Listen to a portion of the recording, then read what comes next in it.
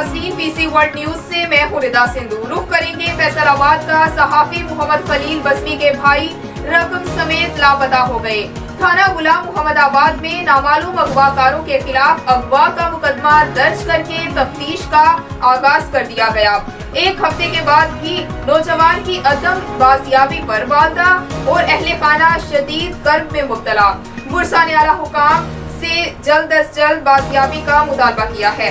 हमारे नुमाइंदे खुदी फैसलाबाद शाहसेब मुखी की रिपोर्ट के मुताबिक सहाफी खलील बस्मी के हकीकी छोटे भाई 22 साला अकील अहमद को 30 जून को उनके बड़े भाई जमील ने 6 लाख रुपए किसी को देने के लिए भेजा, मगर अकील वहां ना पहुंचा और ना ही वापस घर पहुंचा।